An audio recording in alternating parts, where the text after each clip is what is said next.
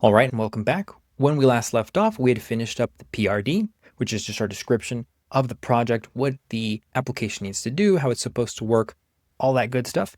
And then we also had set up the tasks, which is just a list of all the different tasks that the AI will need to complete to actually build our project. And we also created the notes.md file, which allows the AI to have a bit of a scratch pad, and it lists some important things about how the project is going to be implemented, some things about the current file structure, so it knows what files are available without it having to search through every single time, that sort of a thing. So now we get to the fun stuff where we're just going to be serving as the project manager for the project. So we've got all our tasks here, and now we just need to ask the AI to start completing them by phases or by sections, checking to make sure it's not messing up anywhere, and then testing it and debugging if we run into any issues along the way. So last time we tried to do this, we tried to use Claude 4.0 Sonnet, and Cursor was having some issues for whatever reason. We were just getting a bunch of errors, and so I ended up switching to 3.7 Sonnet. This time, we're just going to set it on 4, as we've got right here, and we'll just see if it's able to handle without any issues this time. So what we just want to do is ask it to start with phase 1, in this case, is what we've got here. So it's setting up the project and creating the basic files. So let's just let it do its thing. And you'll notice that it automatically created a to-do. And this is something that was relatively recently added into Cursor. And I've seen other applications do this sort of thing, whether they're in IDEs or they're in the terminal, because it's just turned out to be a pretty good way to make sure the AI stays on track. Just giving a list of tasks, either setting them up yourself or the AI will try to create them for itself and put them somewhere in a file and then just follow that. And that helps the AI both remember what it's currently working on. If you need to stop the AI at any point and then start it again, both you and the AI will know what the last task that was completed is and where it needs to pick up. I'm glad to see that applications started to incorporate this kind of an idea of setting up the description and then the tasks and just baking it into the actual product so you don't have to do it yourself. But in this case, it just gives us a lot more control, because otherwise the AI would just create the list of tasks on its own, and you would basically not know if it's going to do the thing you expect it to do. It's probably going to make less mistakes, but still not going to be as good as you going through and reading everything before asking the AI to do it. So that's why I still recommend doing it ourselves. All right, and it just finished. So let's take a look at what we've got here. And it also, let's just go ahead and accept all the changes. It marked all of the steps in phase 1 complete. You can see we've got a bunch of different new files here.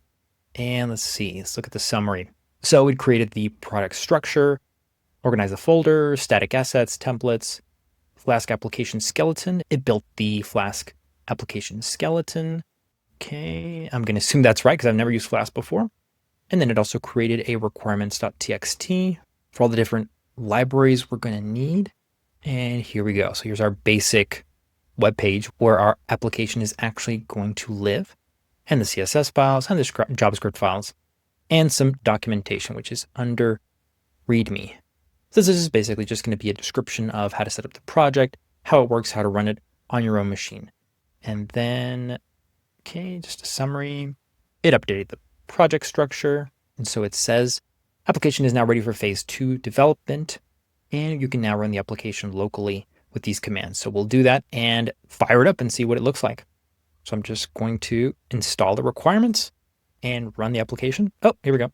You may have installed Python packages into your global environment, which can cause conflicts between package versions.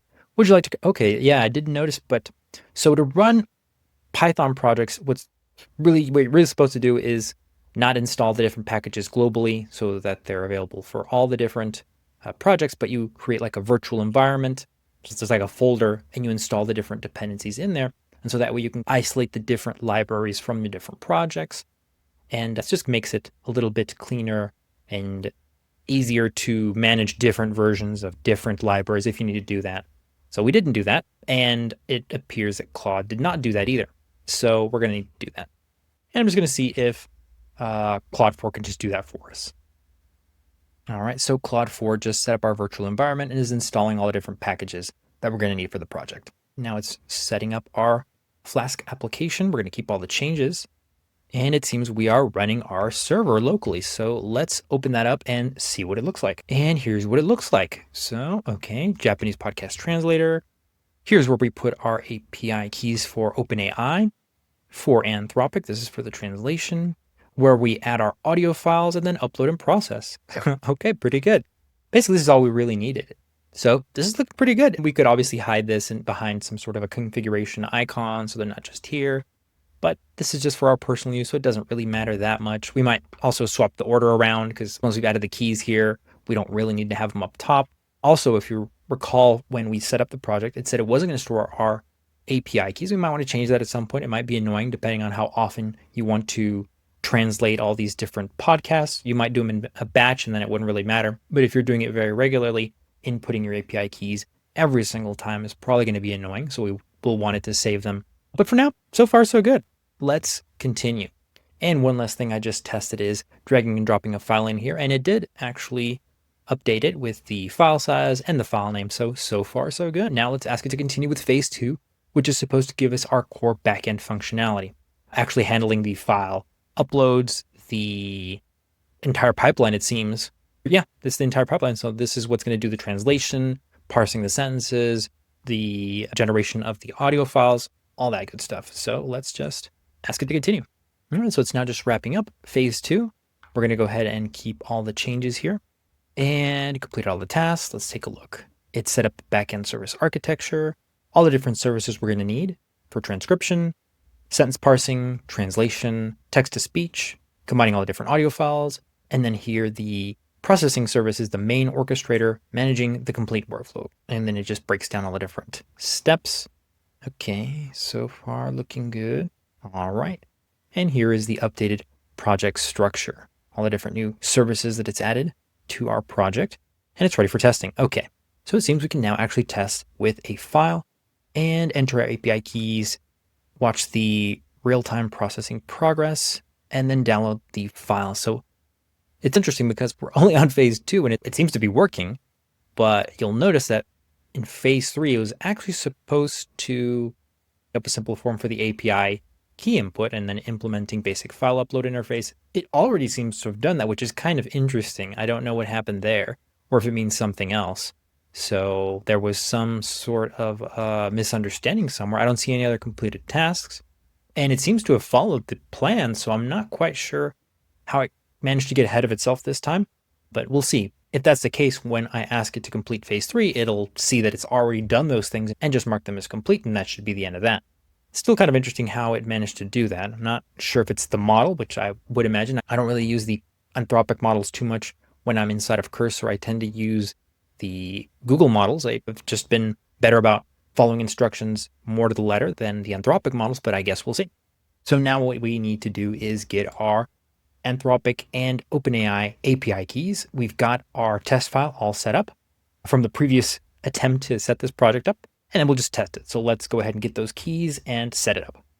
So I just went ahead and created another brand new API key for the Podcast Translator project for OpenAI. Did the same thing for my Anthropic account. So here is that one. And so now I'm going to put them in our project and add the test file, and we'll see what happens. So now I've added my OpenAI API key and my Anthropic API key. We'll now drag and drop the test file here, and there we go. And let's click upload and process, and we'll see what happens.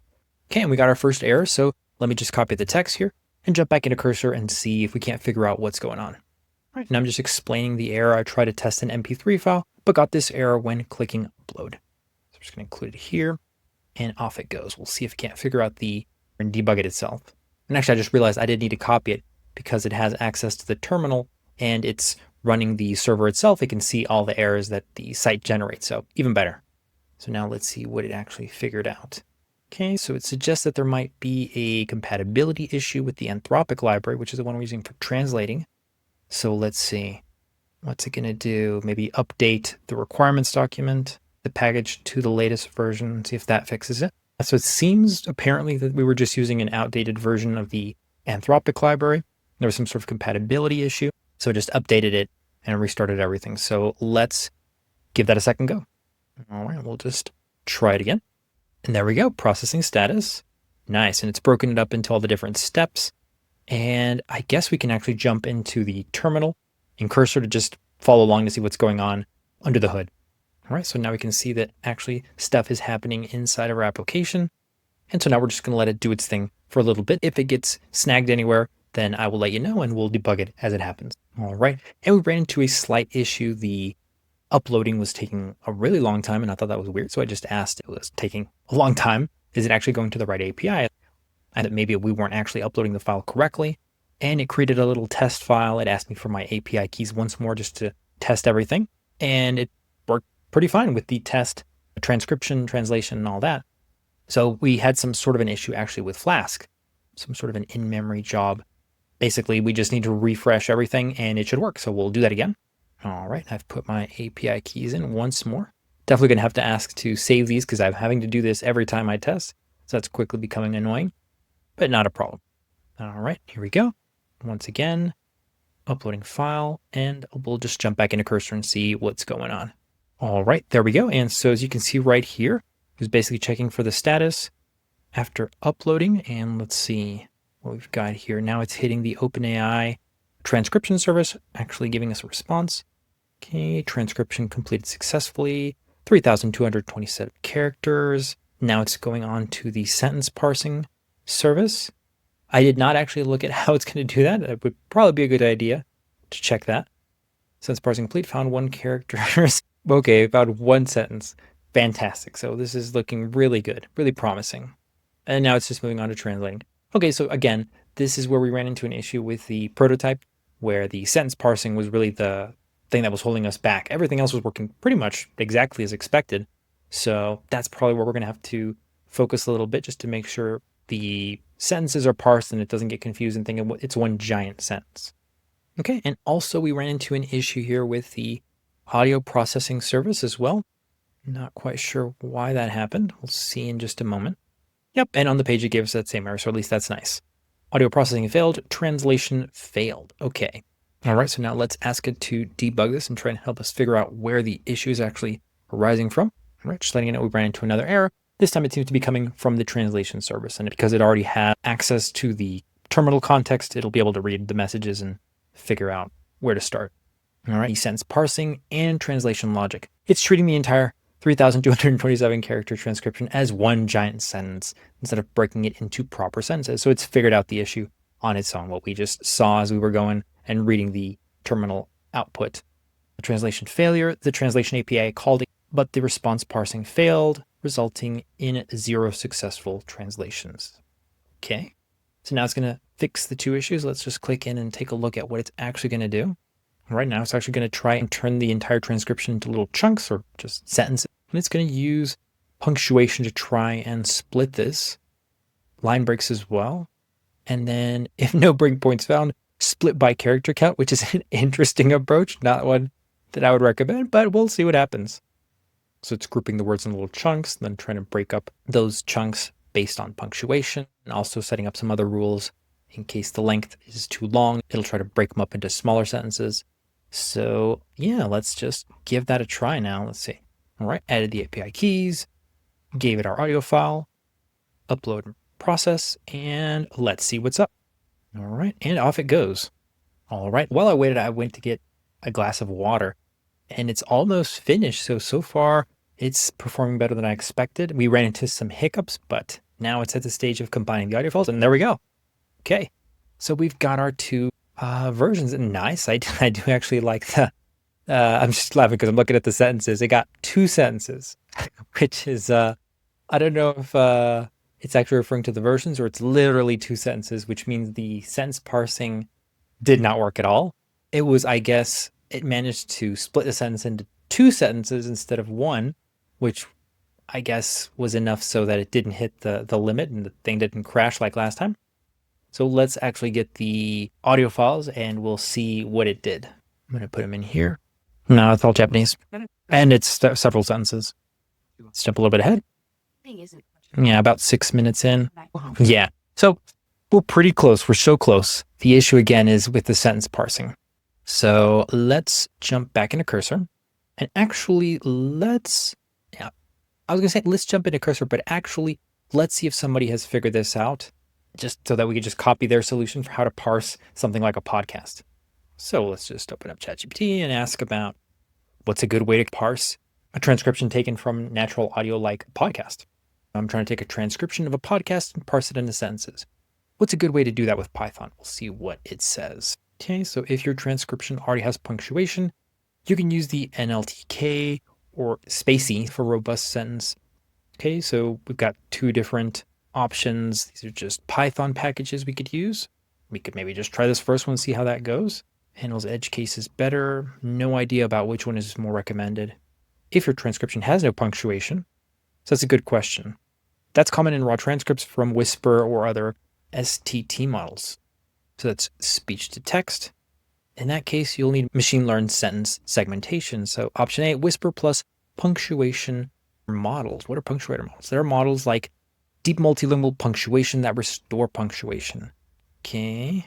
So that's a good question. Does it actually have any punctuation? And I'm going to guess the answer is it doesn't, because we saw in the Python code that it had written a way for the line breaks and different types of punctuation to be used to break it up into sentences. So clearly there is no punctuation. Another option could be to take the raw transcript and ask the model to parse it itself, which is kind of an interesting option. It's not the same as using a model that was designed for that, to restore punctuation to raw transcripts, but it's an interesting idea. And because we already have the different APIs in there, it might just be the quickest thing to test.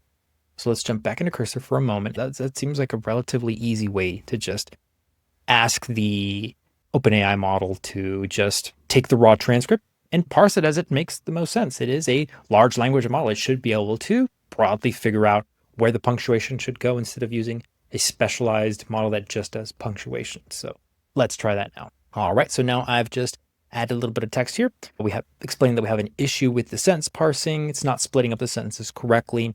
And then I asked it to do two things. One is create a log of the different outputs, because we want to take a look at what the results are from the different APIs. So when it sends the audio file and it transcribes it, what does it look like? Does it have punctuation? I'm going to guess it doesn't based on what we saw to split up the sentences. If it had any punctuation, we would have way more than just the two sentences. So that's clearly not happening. And the second thing is that we want to do what I just mentioned, which is using the AI model, again, to try and take the raw transcript and ask it to split it up with the context that this is coming from a spoken podcast. So just kind of split the sentences as it would make the most sense. Let's see what it does. Excellent analysis. You're absolutely right. I'm just going to go ahead and order my world's best programmer mug now. That's a joke, of course. These models are known to be very sycophantic, and so they'll praise you and tell you, yeah, you're just so amazing and so intelligent, and how could I not see it before? Thank you so much. Not actually the case, obviously. Okay, and then just looking at the logs, I can see that the sentence parsing is the bottleneck. The transcription model worked fine, but it was only split into two sentences when it should probably be many more natural spoken sentences. So it's going to go ahead and add the logging for the raw transcript and translations, and then use OpenAI to intelligently split the transcript into natural sentences. I think that's probably going to be enough for our needs. We don't need to be too precise. If we were going to turn this into some sort of a service where we would charge a subscription or anything like that, then we would obviously put more time into polishing that, making sure the sentence splitting is really accurate. And we might include the Python libraries for handling all the natural language that ChatGPT had suggested. But for our purposes, this is going to be enough, I think. All right, and it's just now finishing up. Intelligent sentence parsing implemented. So it added a debug logging system of saving the raw transcription files, and here's where it's going to put them. And intelligent AI-powered sentence parser. So it's going to use ChatGPT 4.0 mini. Is fine. We can just swap it out for a more intelligent model. We really just want to test to see if it's going to be able to do it, first of all. And then, okay, context aware, knows it's processing spoken podcast context, smart chunking. Okay, fallback system falls back to basic parsing if AI fails. I don't know if this is really needed because, as we saw, the raw transcripts don't even have punctuation, so this would fail anyway. And then validation ensures parse sentences are reasonable. Are reasonable, okay. And so let's just, and here we go. Actually, here's the prompt. Let's just put the prompt in here just so we have a record of what's going on. This is version 2. Here's the prompt for building the project. And here's the prompt for natural sentence parsing. Let's take a look. Please parse this Japanese transcript into natural complete sentences. This is raw speech to text output, so it may lack punctuation and have run-on sentences. Your task: split the text into natural sentences that would make sense when spoken.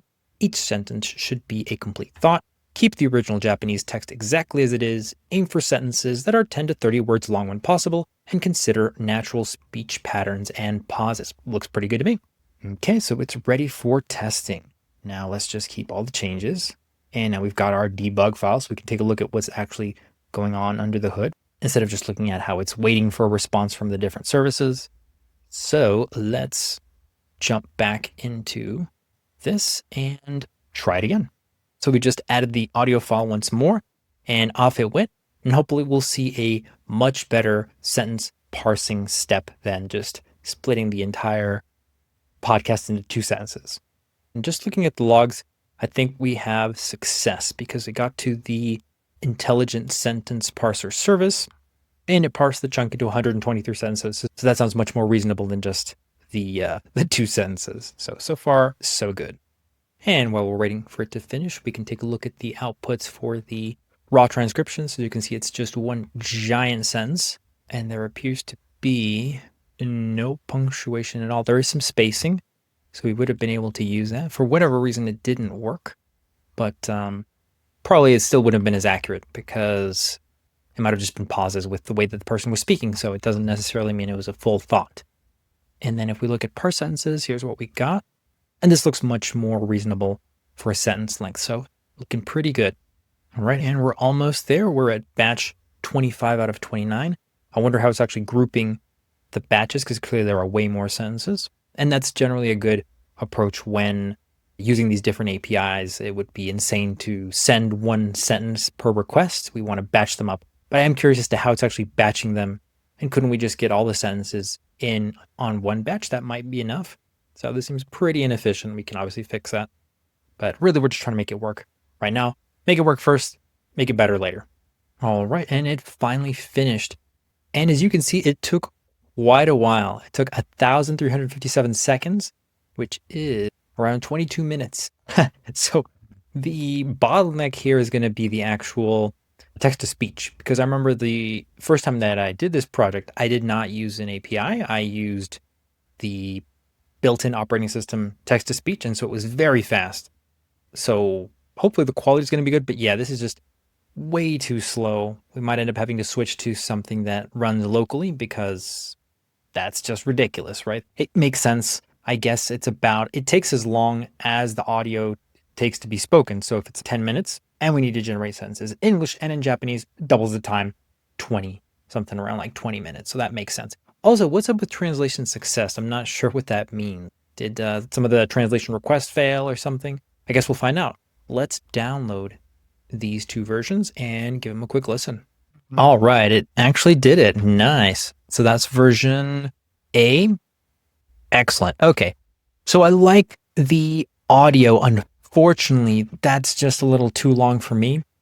I guess another way we could make it go even faster if we send these requests in parallel. So that might work. I don't know what the limits are for the request rates for the API. So that's definitely an option. Another one would be to use just whatever the operating system offers in terms of text-to-speech. We could probably also use whatever is available in the browser, since now it's running locally with a front end. So that's pretty good. Yeah, and then we could just make a little toggle. If we want high definition versions, then we can choose to have those generated by the API. If we want something just quick and fast and cheap, then we could use one of the other 2 options. So I think we'll do that and we'll modify the project a little bit just to tweak it as we go along. So that was pretty good. And also we've got this front end. So let's just do a quick recap here. We managed to go from having the PRD file with the tasks. We generated this front end running on Flask that runs locally, and it handles everything pretty well. I'm still curious about the translation success, and we'll look into that. But the project works, and it has a nice front end. And so now let's make some notes for version 3.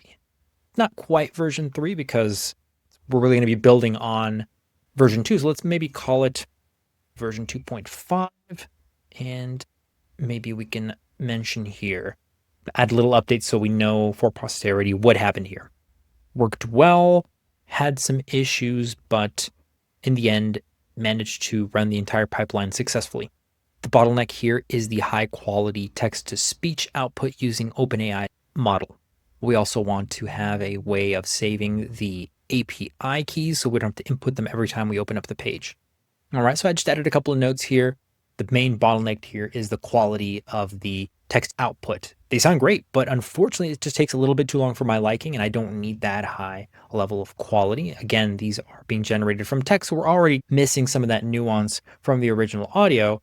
We could probably get away with cutting it a little bit further, but massively speeding up the output times by using the operating system's built-in text-to-speech services or the browsers. So we'll do that for the next update. And then also we want a way to save the API keys so we don't have to input them every single time. But I think we're getting really close to having something that's decent and we can just upload to GitHub and share.